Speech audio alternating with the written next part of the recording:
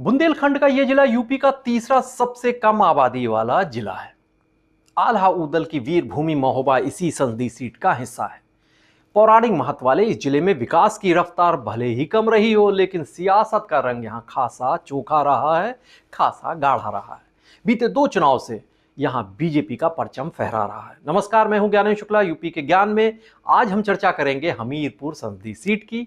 इसी नाम से मिलते जुलते नाम वाला एक जिला हिमाचल प्रदेश में भी है, लेकिन हमारी चर्चा का केंद्र वो हमीरपुर जिला है जो बुंदेलखंड के चित्रकूट धाम मंडल का हिस्सा है। कानपुर के दक्षिण में यमुना और बेतवा नदियों के संगम पर बसा हुआ है हमीरपुर। यह जिला उत्तर में जालौन, उरई, कानपुर नगर और फतेहपुर जिले से, तो पूर्व में बांदा से, दक्षिण में महोबा से और पश्चिम में झांसी से घिरा हुआ है। यहाँ का राठ कस्बा महाभारत काल में विराट नगरी के नाम पर जाना जाता था। पांडवों ने राजा विराट यानी बैराट भी कहते थे, उनकी नगरी में ही अज्ञातवास की अवधि व्यतीत की है। यहाँ का चौपरेश्वर महादेव का मंदिर जो है उसे कहा जाता महाभारत काल में निर्मित हुआ था। विराट की पुत्री उत्तरा यहाँ पर महादेव की पूजा अर्चना किया करती थी। यहाँ का कल्प वृक्ष हमीरपुर का 1000 वर्ष से भी अधिक प्राचीन है। जिले के मुस्करा विकास खंड में हुए उत्खनन में प्राचीन मानवीय सभ्यता के कई प्रमाण मिले। 12000 वर्ष पूर्व के दांत और वस्तुएं मिली। पुरातत्वविद मानते हैं कि यहाँ मानव हजारों वर्षों से निवास कर रहे थे। बड़ी मानवीय सभ्यता थी। यहाँ के अलरा गौरा इलाके में 12वीं सदी की जैन तीर्थंकर की प्रतिमा मिली है, जबकि धौली में पूर्व मध्यकाल में निर्मित विष्णु और हनुमान की प्रतिमा भी मिली है। स्तूप भी मिले हैं। राठ के चंदेल नरेश शिलादित्य की पुत्री दुर्गावती इस क्षेत्र की प्रसिद्ध हस्ती थी। उनका विवाह राजा दलपत शाह से हुआ था। वीरांगना दुर्गावती वही थी जो मुगल बादशाह अकबर से युद्ध करते हुए वीरगति को प्राप्त हुई थी। 1857 में मेरठ छावनी में भड़के विद्रोह की आंच हमीरपुर तक भी आ पहुंची। यहां ब्रिटिश सैनिकों ने 20 से अधिक विद्रोहियों को शहर में बस स्टॉप जो आज है यहां पर बरगद के पेड़ पर फांसी पर लटका दिया था। इसके बाद हालात तनावपूर्ण हो गए थे। ट्रेजरी में सशस्त्र गार्डों ने बगावत कर दी थी। क्रांतिकारियों ने कलेक्टर के आवास पर धावा बोल दिया, हमला कर दिया। इसमें कलेक्टर टी.के. लॉयड और जॉइंट मजिस्ट्रेट हुआ करते थे डोनाल्ड ग्रांट, ये मारे गए। यहां गौर राजपूतों ने यमुना नदी में अंग्रेजी सैनिकों के हथियारों से भरी एक नाव को लूट लिया था। इसके बाद अंग्रेजी फौजों ने सुरोली बुजुर्ग गांव को बुरी तरह तहस नहस कर दिया। क्रांतिकारियों का बुरी तरह दमन किया। इस संसदीय सीट के तहत आने वाले महोबा से जुड़ी हैं वीर योद्धा आल्हा उदल की वीरता की गाथाएं। 12वीं शताब्दी के इन योद्धाओं ने 52 युद्ध लड़े और सभी में विजयी हुए। इन्होंने पृथ्वीराज चौहान और उनकी सेना को खासा नुकसान पहुंचाया। हमीरपुर के प्रमुख धार्मिक स्थल अगर कहे जाएं तो वो हैं सिंह महेश्वरी मंदिर, संगमेश्वर मंदिर, चौरा देवी मंदिर, बांके बिहारी मंदिर, मेहर बाबा मंदिर, साईं दाता आश्रम। इस जिले में बेतवा नदी के किनारे पर पाई जाने वाली रेत, जो खुरदरी रेत, वो अपनी गुणवत्ता के लिए देश भर में प्रसिद्ध है। यूपी के बाहर भी इसकी बड़ी मांग रहती है। यहाँ का सुमेरपुर कस्बा हस्तनिर्मित चमड़े के जूते अथवा जूतियां इनको बनाने के लिए प्रसिद्ध है। बुंदेलखंड औद्योगिक विकास प्राधिकरण के गठन के बाद से इस जिले में उद्योग धंधों को नए आयाम, नए पंख मिलने की आस जगी है। हमीरपुर के सुमेरपुर इलाके में हिंदुस्तान लीवर कंपनी का निवेश प्रस्तावित है, तो साल्विस स्पेशलिटी लिमिटेड की पेस्टिसाइड और केमिकल इंफ्रा की फैक्ट्री लगाई जानी है।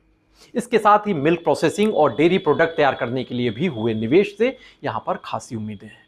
2 साल पहले यह जिला तब सुर्खियों में आया जब यहां के पूर्व सांसद रहे अशोक चंदेल को साल 1997 में हुए 5 लोगों के सामूहिक हत्याकांड में सुप्रीम कोर्ट ने उम्र कैद की सजा सुनाई थी।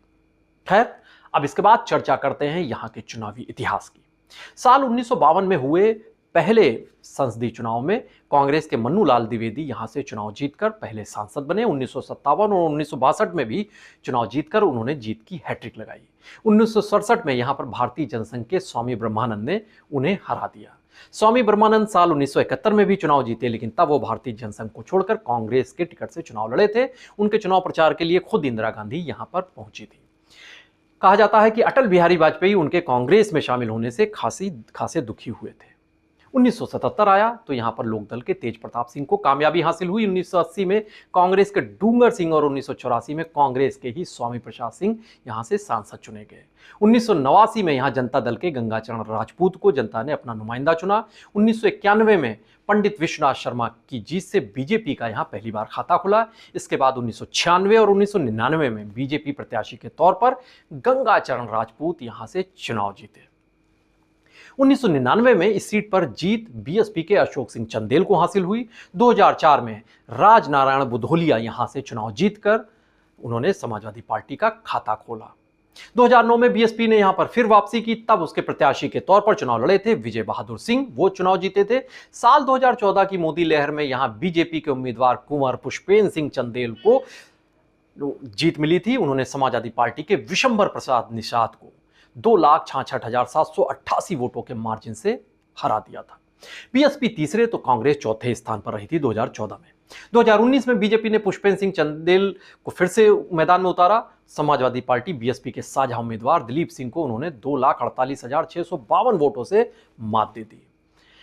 आबादी की बात करें, सामाजिक ताने बाने की बात करें तो यहां पर 18,34,474 वोटर हैं, जिनमें 22% दलित, 11% ब्राह्मण, 7% निषाद, 9% छतरी वोटर हैं, 8% मुस्लिम वोटर भी हैं, 1.5 लाख के करीब यहाँ पर लोधी वोटर्स हैं। इसके साथ ही मल्लाह, कश्यप और दूसरी ओबीसी बिरादरियां भी यहाँ पर बहुतायत में है, प्रभावी तादाद में है।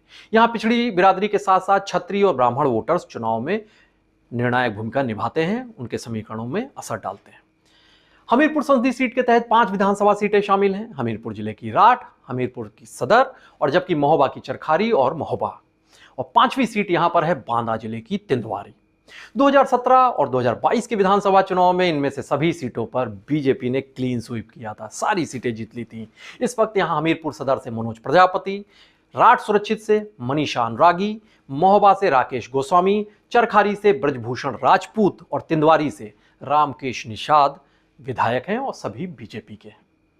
मौजूदा चुनावी संघर्ष में यहां मैदान में बीजेपी ने फिर से सिटिंग सांसद पुष्पेंद्र सिंह चंदेल पर ही अपना दांव लगाया है, जबकि सपा कांग्रेस गठबंधन की तरफ से समाजवादी पार्टी ने अजय सिंह राजपूत को चुनावी मैदान में उतारा है। बीएसपी ने निर्दोष दीक्षित को टिकट दिया है। जीत की हैट्रिक लगाने को आतुर पुष्पेंद्र सिंह चंदेल 2 बार सांसद रहे, इलाहाबाद विश्वविद्यालय से शिक्षा दीक्षा ग्रहण की है।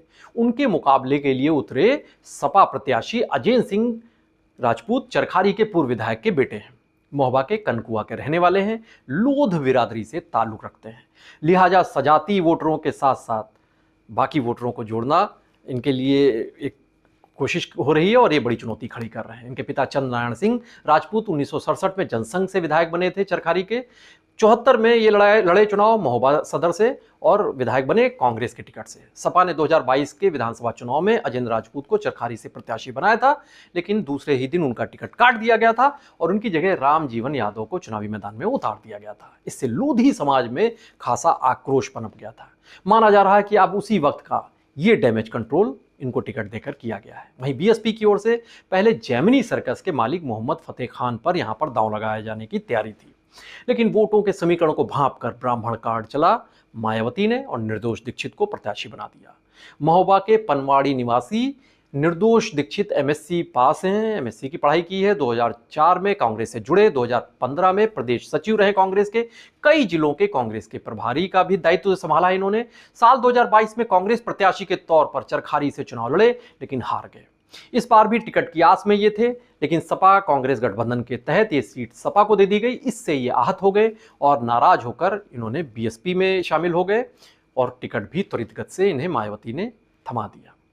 बहरहाल वोटों की इस जंग में देखिए कि वीरों की इस धरा पर जो चुनावी घमासान हो रहा है, जनता किस पर अपना भरोसा लगाती है, इस पर कयास लग रहे हैं।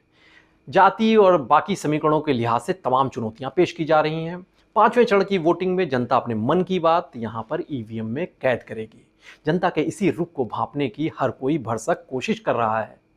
आप भी बने रहिए इस जिले की, इस संसदीय सीट के चुनावी पहलू के हर हिस्से को जानने समझने के लिए। पीटीसी न्यूज़ उत्तर प्रदेश के साथ नमस्कार।